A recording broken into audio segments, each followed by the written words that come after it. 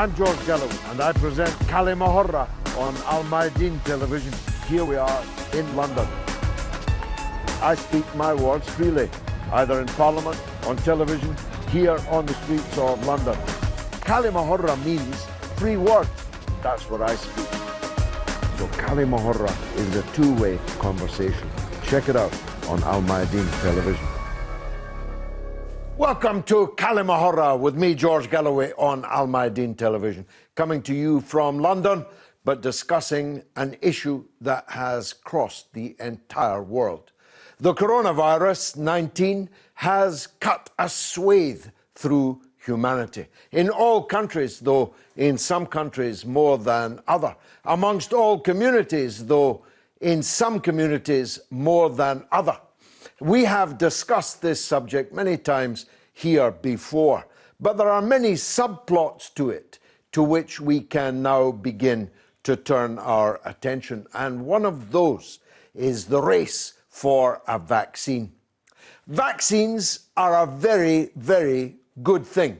Without them, humanity would have been in deep trouble from ancient, historic, traditional diseases like tuberculosis, like polio. I myself, as a child, had not an injection but a sugar lump because all around me young children were being crippled and stunted by polio. Vaccination is a tried and tested way that medicine has found to combat deadly diseases. But that doesn't mean that every vaccine is a good thing. It doesn't mean that those who profit and profit mightily have all of our best interests at heart when developing vaccines. And over the course of the last couple of decades, the public has begun to fall out of love with vaccines. And that cannot be separated from the fear and loathing of big pharmaceutical giants whose purpose is not to make humanity less sick, but to make their own bank balances more fat. And in the race for a vaccine against COVID-19, there have been the old Cold War divisions. Russia, for example, developed the first and still the best of all the vaccines, Sputnik 5. In a sane world, it would have been rolled out in the last year. Never mind this, across the whole world, but it was not, because countries like Britain and the United States simply would not countenance purchasing a Russian-made vaccine.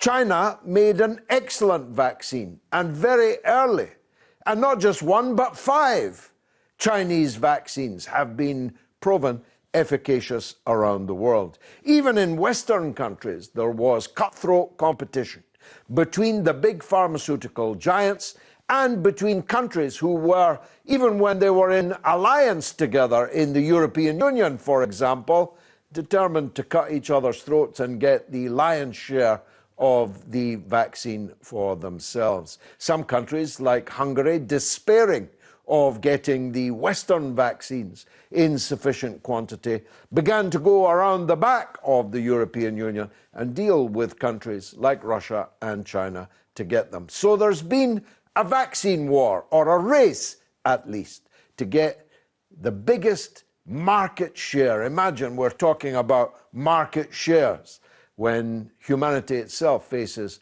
a potentially existential crisis with this pandemic. I'm joined by a group of distinguished experts. I'm merely the enthusiastic amateur in these affairs. Dr. Niall McRae is a senior lecturer in mental health at King's College in London and is a prolific author. Dr. Niall, thanks for joining us. Give us your overview about the vaccination issue in relation to COVID-19.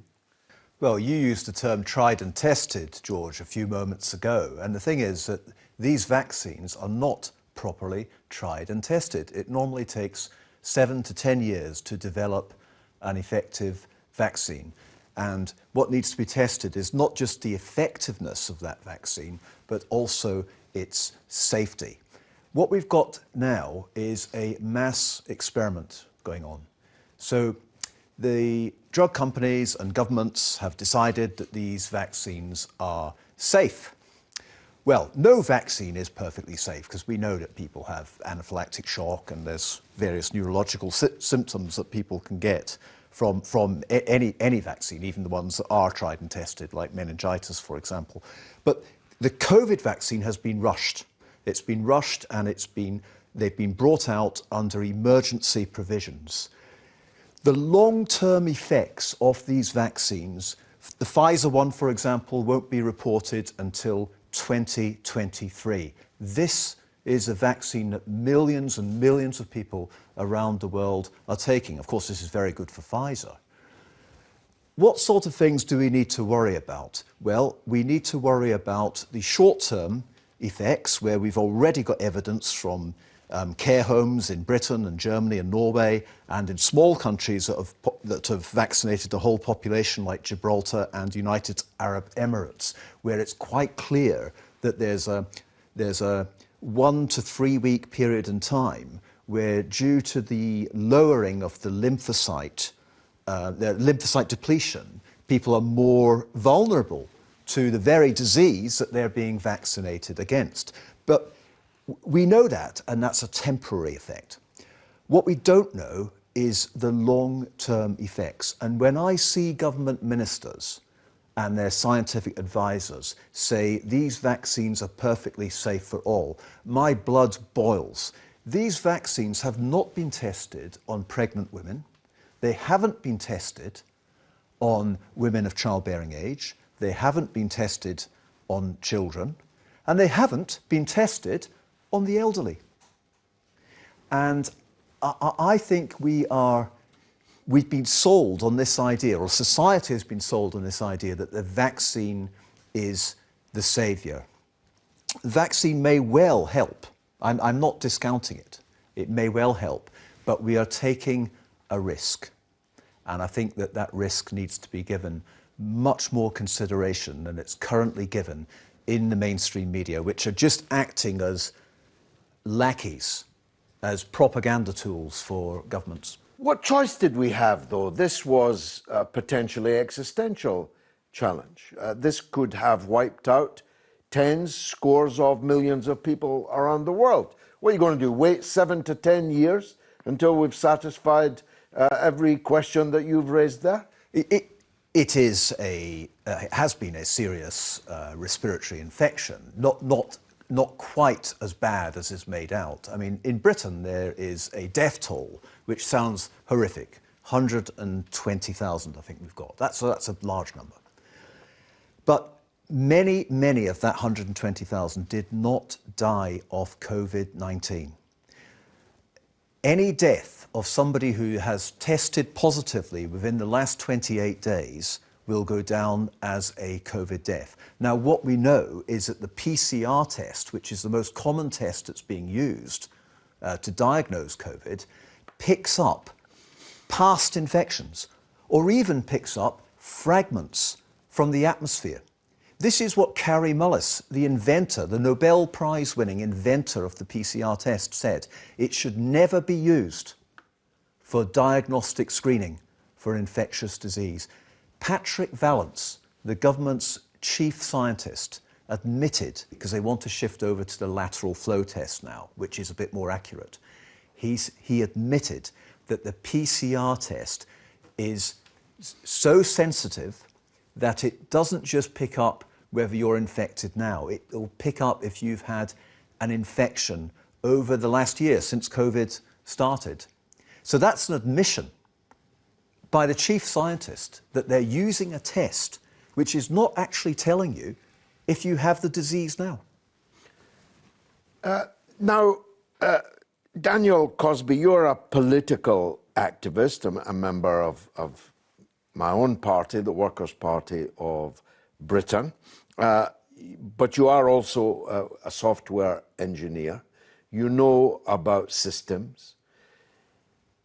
But you also know, don't you, that there are many people in the population who reflect the kind of skepticism, more than skepticism really, if you'll forgive me, that Dr. Nile is enunciating here. How do you account for that? You're a process man, a scientific man.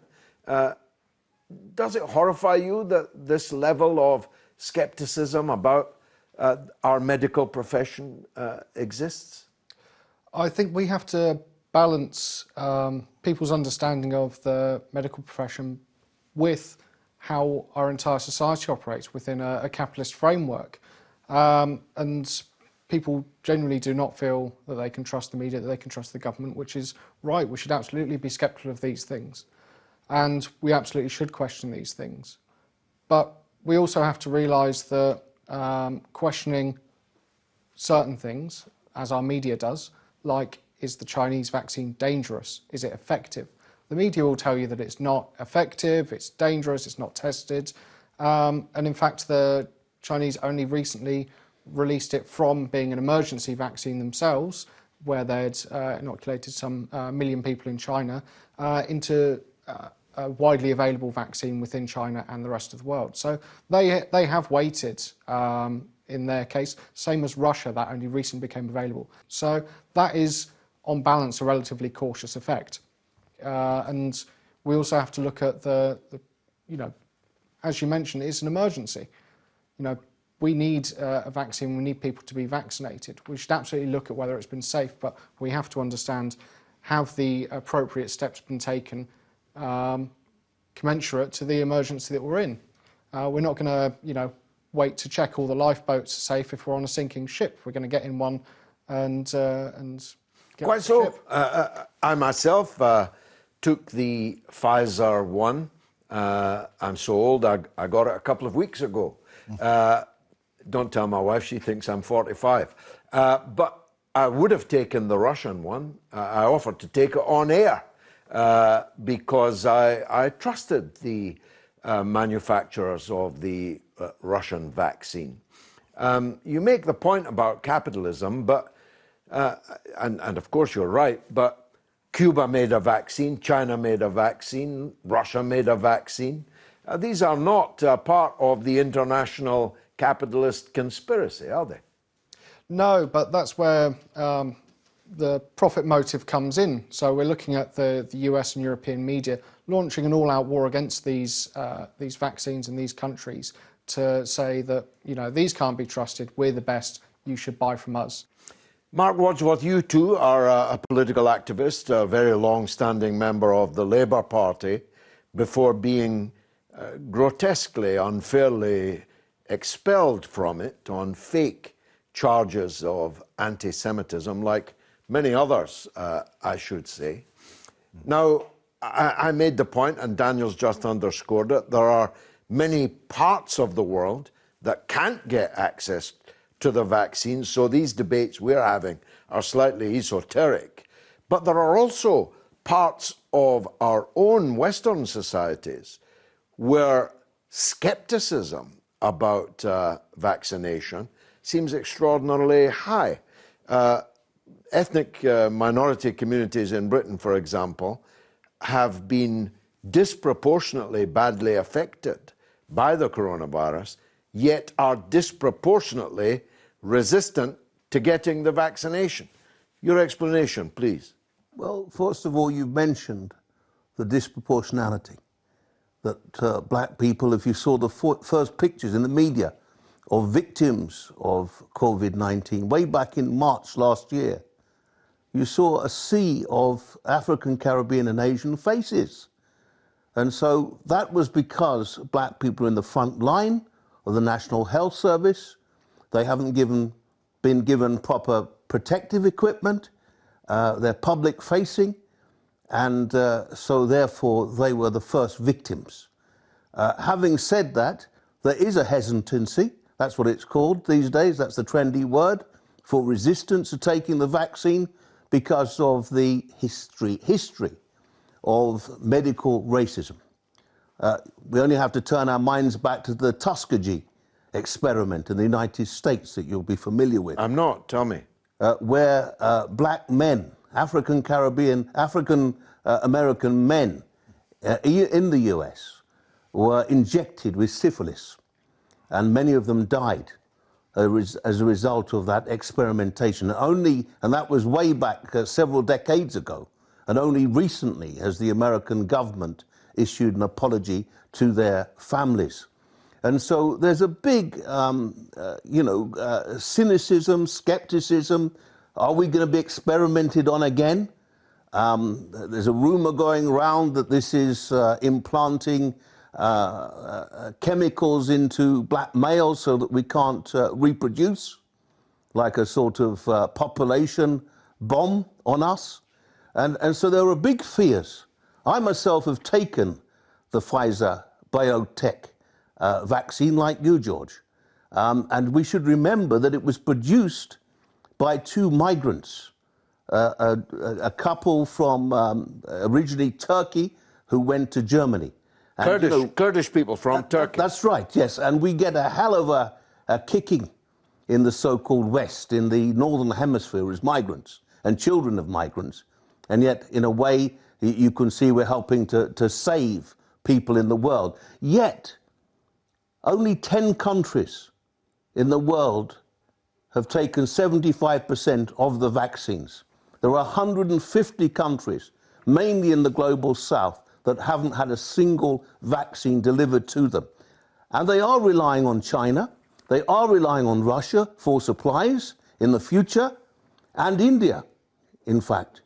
And so my view is that, yes, there are risks attached, but we take a flu vaccine. I do every year. Smallpox was eliminated with vaccines, yellow fever. You talked about, what was it you mentioned? Polio. Polio. Children in iron lungs when we were young. You see, you took a sugar lump. Yeah. Later it was an injection. Tetanus. Yeah. Another example. And so we need to be protected, and we can't shy away from the fact that we are dying in big numbers.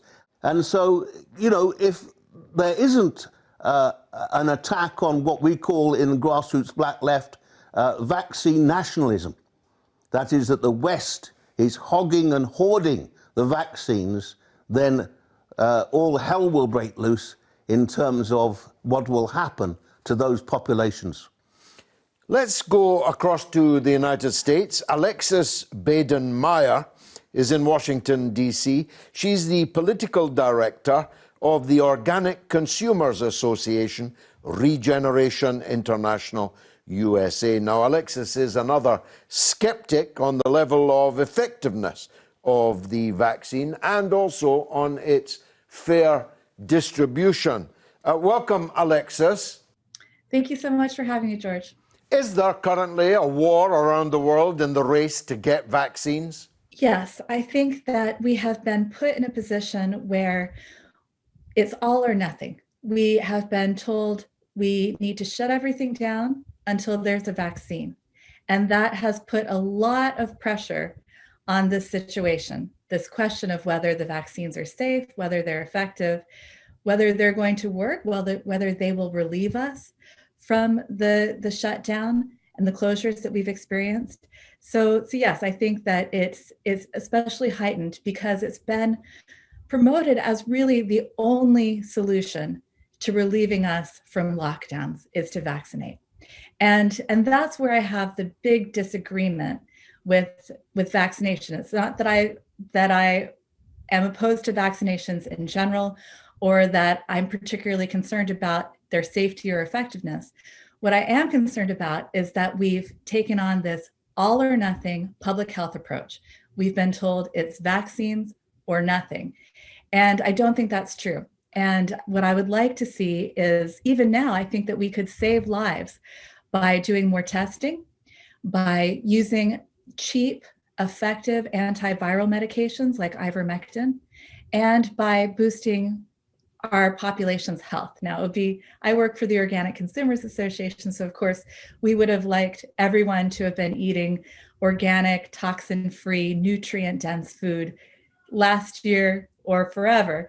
So I would like to see a more comprehensive public health approach than just this shutdowns, vaccines, all or nothing system. Is it true that developed nations are stockpiling over 1 billion doses of vaccines? Well, unfortunately, I'm jaded enough to believe that it's about corporate interest.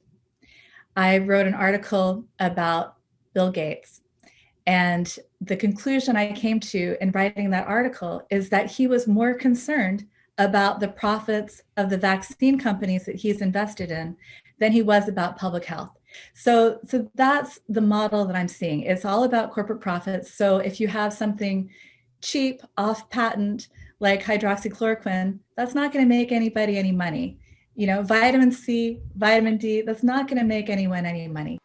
In your view, has the vaccine been politicized by the media? Well, I've never said that there's no point in vaccination. But what I see that is troubling is that it's complete lockdown until we can have a vaccination. And that just simply factually was never the case. And it was never enough to protect the people who needed to be protected. I work in food and agriculture. There's an organization called the Food and Environment Reporting Network. They've been tracking COVID cases and COVID deaths in meatpacking facilities, on farms, and in food processing. And it's just been a complete crisis in the United States. And that's because the companies, Tyson, JBS, National Beef, Cargill, Smithfield, they were told by the federal government that their workers' health was not their responsibility, that they would see no liability if there were COVID cases or COVID deaths among their workforce. And therefore, they did not test their workers. They did not provide paid sick leave. They pressured their workers to work when they were sick. And this is going now. Will you yourself take the vaccine? I thought you might ask me that, and I've been thinking about that all morning. I am a public transit advocate. I would like to see more rail and less cars, right? And I know that rail is a lot safer than car travel.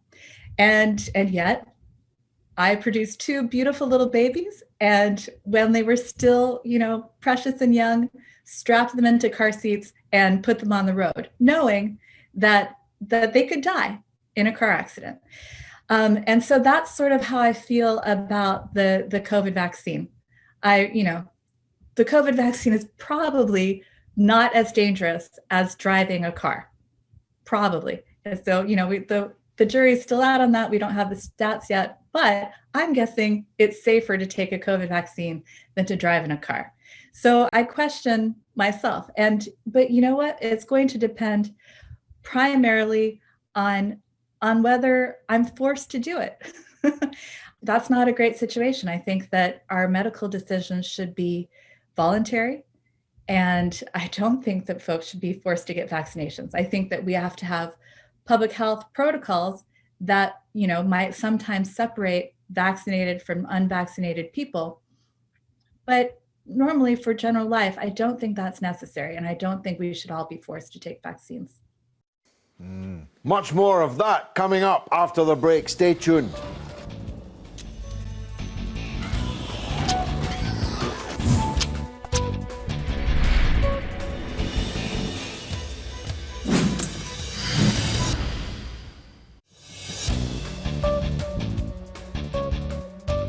You're watching كلمة with me, George Galloway, on Mayadeen television, coming to you from London, but discussing a truly the global issue of this day, which is the coronavirus 19 pandemic, which has cut a swathe through humanity in all parts of the globe, and in particular, the response to it, the vaccine war, the vaccine race, which has broken out. Western companies declaring that only their vaccine is safe and that no one should buy the other fellows, the Chinese fellow, the Russian fellow. And the problem between North and South, where the rich northern countries are buying up all the vaccine stocks, leaving the South to wait until they can be afforded some of the precious vaccines. In the South, they're turning to Russia and China, which brought out the first vaccines, arguably the best vaccines on current form, at least. Maybe that these Western vaccines will outstrip them. Who knows? We can't compare in the West because we're not allowed to buy Chinese or Russian vaccines. And then the question has just been posed by our American academic: are vaccines the best response in any case? Certainly, Dr. Nile, were the vaccines the only response? That was essentially the point that was being made from Washington, was it? That it was this all or nothing approach that was the main problem. Yes, and the problem is that these vaccines, as I mentioned earlier, have not been properly tested yet. And I have some serious scientific and ethical concerns about the vaccine. For 11 years, I sat on an NHS ethics committee. I was also a clinical trial manager for 4 years. So I know about clinical trials, and I know about the ethics of research participants taking the risk, because everyone takes a risk when they go into a drug trial. Everyone takes a risk when they take a drug. Drugs can all have side effects. Vaccines can all have adverse reactions. But normally we weigh up the pros and cons, and we're guided by doctors, we're guided by experts as to what is the best thing for us to do. Now, scientifically and ethically, there's big problems. Scientifically, there's problems about the effectiveness, there's problems about the harms. But ethically, I've got even more concern. Anyone taking part in a vaccine trial, and to some extent, you, George, are taking part in a vaccine trial by taking that Pfizer jab. And luckily, you haven't had any adverse reactions. I didn't even feel it going in. Right. It was absolutely flawless. But obviously, some people are having adverse events. There's been thousands reported on the MHRA yellow card system, and there's been, there have actually been hundreds of deaths reported within 2 weeks of taking the vaccine. Patients need to have informed consent. And what's happening with the vaccine is that it's neither informed, nor is it consent, nor is it choice. It's not informed. Well, it is choice. You're not forced to have it. Right, at the moment. Now, then, at the moment, as it stands, people are not able to exercise informed consent, or the large bulk of society who don't read medical papers and that sort of thing. All they're getting for information is state propaganda. And that state propaganda is hugely funded by the Bill and Melinda Gates Foundation. Millions and millions of pounds are put into the BBC. Millions of pounds go into the Imperial College that got us into the lockdown in the first place. Millions and millions of pounds go into Oxford University's vaccine group.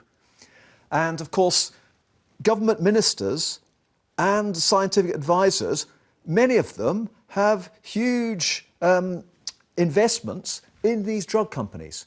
But I'm sort of going off. I want to talk about it. So we're not really informed. People are not really informed because they're not hearing about the side effects. Are we ever really informed? I mean, if I had a problem with my computer, I would ask someone who knows about computers to fix it. I have a problem with my health, or potentially, I trust my doctor. But Isn't that the way it works? Would you trust Matt Hancock? No, but I trust my doctor. And my doctor tells me to get a flu jab. My doctor tells me to get this Pfizer injection, and I trust her. Okay. Well, the other thing is about choice. And at the moment, no one is being forced to take this vaccine, although there have been some concerns about elderly people in care homes being given it even when they didn't actually choose to take it. But no one's being forced at the moment. That is likely to change. We've got some employers talking about no jab, no job. We've got the vaccine passport, and the vaccine passport will not just be for travel. It looks like it's going to be used for your ability to go to the theatre, to the library, to the pub. The British government have said that they have no plans to introduce such a vaccine passport. You believe them? Actually, I do, yes. You're on record believing the government is not going to bring in a vaccine passport. Yeah, I'm on record. Yep. Okay. Dan, this might sound off the wall, it might sound really left field, but I date the huge collapse in credibility of government, of the state, of the mass media to the Iraq war. Now, you may say I'm obsessed by the Iraq war, but I think we have underestimated the extent to which all existing institutions have been shot through in their credibility by what happened over the Iraq war. Now, if the government told me, if the media told me that it was raining outside, I would really have to go to the window and check. Am I being crazy here? No, I don't know if I would put a specific date on it or a specific event. It's been a long series of events that have chipped away, and I would put it back to sound like a typical lefty, Margaret Thatcher. That really was the period when we changed from having a functioning social welfare state into outright neoliberal policies, where every aspect of society was being chipped away and eroded, from the NHS to libraries to school meals, everything that makes up the kind of social welfare state that we had. And what replaced it was a series of privatisations of all these things and companies looking to make profit. So suddenly, normal people were unable to access all the things that helped them enjoy a normal and full life, and instead they were being lied to through the media and by the government about how life would be made better by all these little privatisations. All these companies would come in and take care of you, and you wouldn't have to pay for it at first. But now you have to pay for every little thing, and the quality is worse because these companies are out looking for a profit. And you know, these adventures in Iraq, Afghanistan, and all over the world, built on by lies, again, does nothing to help the credibility of the government and media. Let's hear from Dr. Evans Agilisopoulos from London. Dr. Evans is a former university lecturer, but a writer on politics of world economy, focusing on Greece, which you may remember fell foul of the European Union's neoliberal economic and other policies not so long ago. Dr. Evans, welcome. Yes. Is it true that developed nations are stockpiling over 1 billion doses of vaccines? Big Pharma are mainly based in the big countries of the West, and they're obviously trying to use vaccine diplomacy as a weapon against poorer countries and in competition, in particular, with the Russian Sputnik vaccine and the 5 Chinese vaccines. So I presume they are stockpiling, 1, to try and keep the price high, and 2, as a way of pushing their diplomatic agenda with this vaccine. Is there a kind of war going on around the world to get more stocks of COVID vaccines? Well, the main company that I've looked at, which is Pfizer, which is the one which is leading the vaccine rollout in the UK and is the number 1 on the planet, has had a lot of lawsuits against it for dodgy medicine. They've had to pay $2.5 billion fines in the USA, and Nigeria has also started a $7.5 billion lawsuit against them. They've also been found guilty, if I'm not mistaken, in around 8 countries for bribing doctors for their vaccine. So it's not that these companies are 100% trustworthy, and they've also managed to agree with every European government that no one can complain about the vaccine if something goes wrong. And we've already had many instances of people who have taken the vaccine and they've had problems up to and including death. What about the politicization of the vaccines by the media? The main question is this vaccine rollout actually linked to a health virus, or is it about the fourth industrial revolution and what they've announced in Davos, which is basically automating production around the world and making billionaires more and more richer? And they're going to use vaccine diplomacy as a way of controlling populations. We've already heard discussions about vaccine passports and access to services only if you've had the jab. How have the people in Greece dealt with the pandemic, and how do they see these vaccines? Well, the main problem in Greece are the economic effects of the lockdowns, which are obviously linked to the vaccines. The government said that we go into lockdowns to basically flatten the curve and save everybody. But the lockdowns now have been going on for almost, in Greece, the second lockdown started in November, and it's not going to end, from what they say, until May. Greece has gone through a 10-year IMF economic assault, and now it's losing all its tourist business.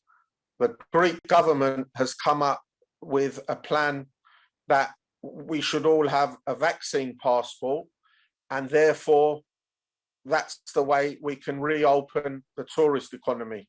But have these vaccines been tested on all the layers of the population? I mean, are children going to get the vaccines? No one really knows.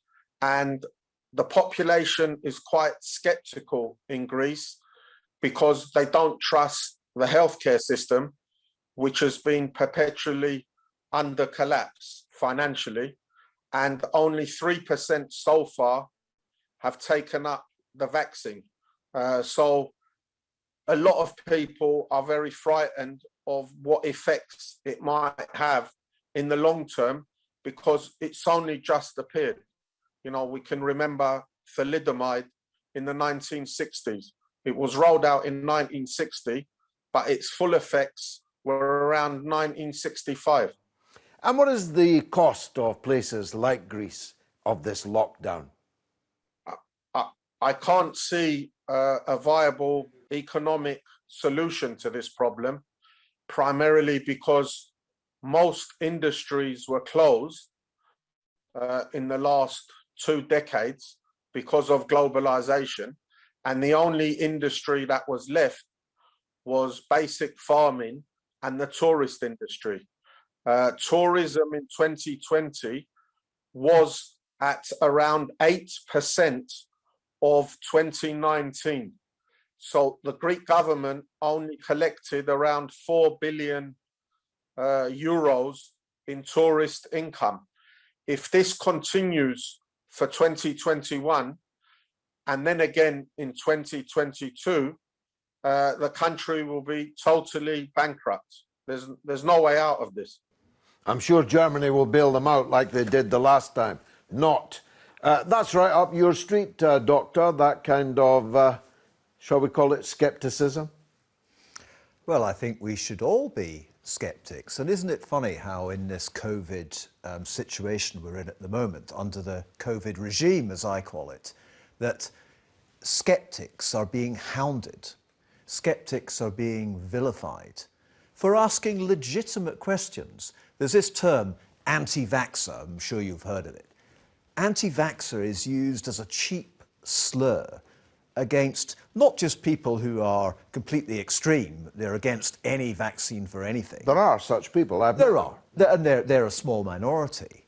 I'm not against all vaccines. I've had vaccines, my children have had vaccines, but I have got scientific and ethical concerns that I believe are completely legitimate.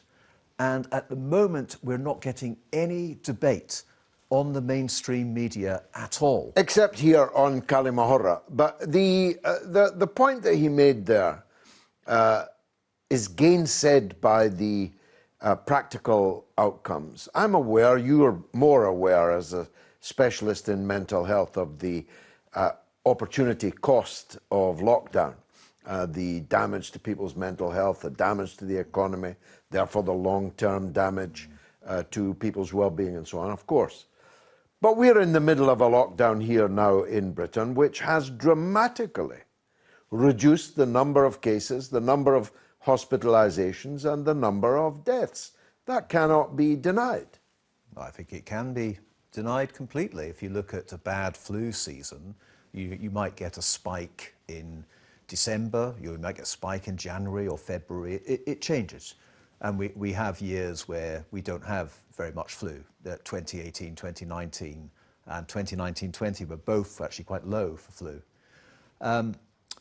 With a flu season, the flu virus naturally hits a peak and then it starts to decline. Now, obviously, there's a flu vaccine that some people are taking, but we know that the flu vaccine is only partially effective. Now, the first flu vaccine was developed in 1931, and here we are, nearly 100 years on, and they still cannot perfect a flu vaccine. Flu vaccines are often only about 30% effective. No one has ever developed an effective coronavirus vaccine in decades of trying. And this is why they've gone for this novel technology. The Pfizer jab, which you took, and you took, Mark, in a way it's not really a vaccine. It's actually gene technology. So some messenger RNA is inserted into the cells in your body so that the cells produce a protein that will then kick off antibodies. It's not like a normal vaccine. A normal vaccine is where a small amount of the disease is given to you, and your immune system then can fight it and recognize it so that it knows how to deal with this disease if it ever happens again. These messenger RNA vaccines that Pfizer has produced and some other companies, we're in uncharted territory here. Sure. We can help each other out at the end of this broadcast, because he's got me doubting. Looks like it, doesn't it, George? For someone your age and mine, there's an extraordinary déjà vu here. The original Sputnik shocked the world. The Americans, the British, had no idea that the then Soviet Union could send a spacecraft up to orbit the Earth. They were shaken rigid by it.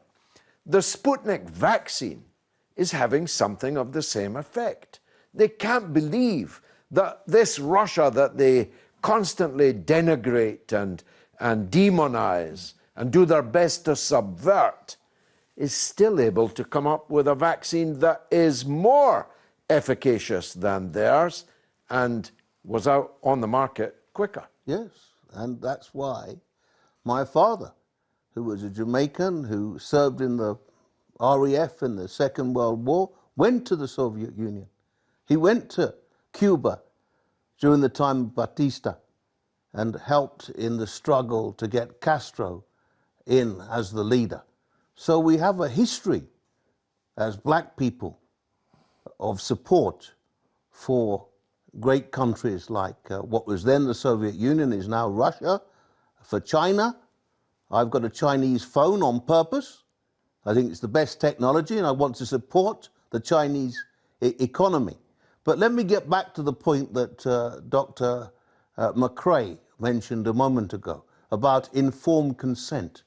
I fully support that because of the skepticism in the African, Caribbean and Asian communities. I'm looking at your pamphlet, which is an excellent one, and I just quote from the front page. We are appalled at how many black people are dying, including those doing their job caring for the sick and elderly, and will not keep quiet about it.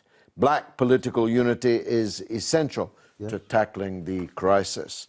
Well worth a read, that pamphlet. Dan, at the end of the day, somebody is making money out of the vaccines.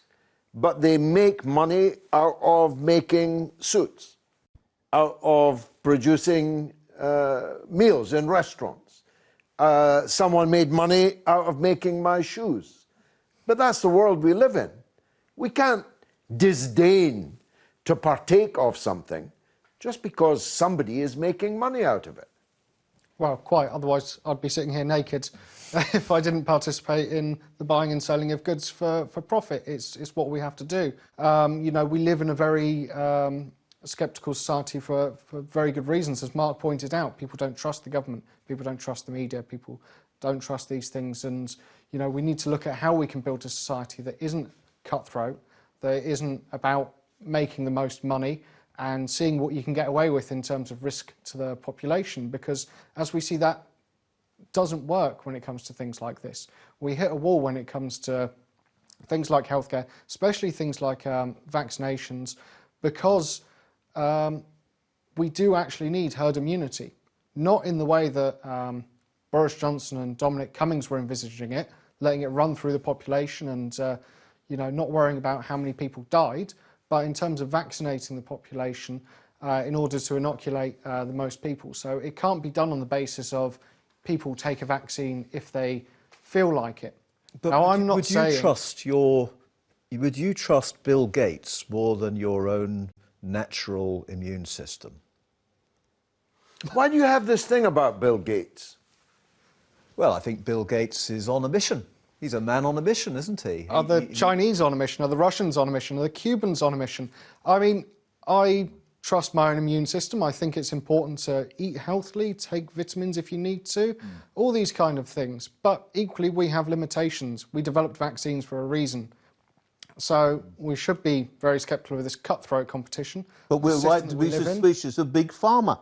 Yes, I mean, of course. If you look at AstraZeneca, which is the great white hope from Oxford, they're charging South Africa twice as much as they're charging countries for the vaccine in the north, the west.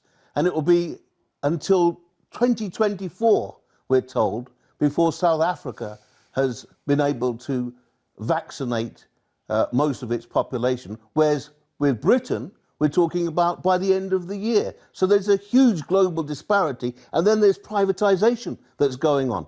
Not just the Bill Gates of this world, but the Richard Bransons and Virgin that are in the health service and profiteering with the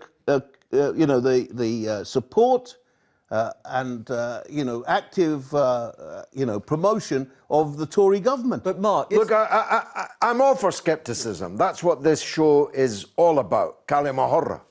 That's what this show is all about. But I'm against people putting on tinfoil hats and spinning conspiracy theories and throwing out buzz names, dog whistle names, Bill Gates, the kind of the equivalent of Rothschild. I'm against that because the cost is people declining to take a vaccine that might save their lives. So I'm going to ask you all now in roundup. You've taken the vaccine. Will you encourage others to do so? I'm actively encouraging people to take the vaccine with informed consent. It can't be compulsory. It mustn't be based on state coercion. I've got a picture of myself online taking the vaccine to lead by example. So yes, I think on the balance of the facts in front of us, take the vaccine if you're black. Daniel, you're a young man. They haven't got around to you yet for sure, but will you take it if offered it? It should be several months, but yes, I will take it. I think we have to be sceptical about the government, the media, the systems we live in. But when it comes down to these actual products, they are not going to produce something that's going to kill everyone in the world. They're not putting little microchips in them. These conspiracy theories... Neither are they, by the way. Damage. Neither, if you forgive me interrupting you, as a caller to my show the other night said, putting pork in it so that Muslims won't be able to take. Yes. These kind of conspiracy theories are dangerous. That one's funny, but it is dangerous because, like I said before, this requires a response on a societal basis, and it requires a majority of the population to be vaccinated to get out of the woods on this. Dr. Nile, Last word to you, sir. No, I won't take the vaccine, and I won't engage my children in this mass experiment. I think it's curious that here I am sitting with three lefties, cuddly lefties, who... Don't ever accuse us of being cuddly. You'll find out one day just how not cuddly we are. Go ahead. But you're all sceptical about capitalism, aren't you? Global capitalism, and I'd agree with you on that. And yet, unlike me, you're promoting this vast market for Big Pharma. You're promoting it. You're not using your critical reasoning about this experimental treatment. It is not a conventional vaccine, and nor do healthy working-age adults or children need to take it. I think that older people, or frail people, people with sorts of conditions that you mentioned, Dan, maybe should take it once it's been properly tested, just like they take the flu vaccine. But there certainly should not be a population-wide imposition of these vaccines, and any sort of apartheid over people who are vaccinated and people aren't is totally abhorrent. Well, it's been Kalimahora tonight, all right. Very divergent views and trenchantly expressed. I hope you have enjoyed it. I've been George Galloway. This has been Kalimahora on Al Mayadeen Television. Thank you for watching.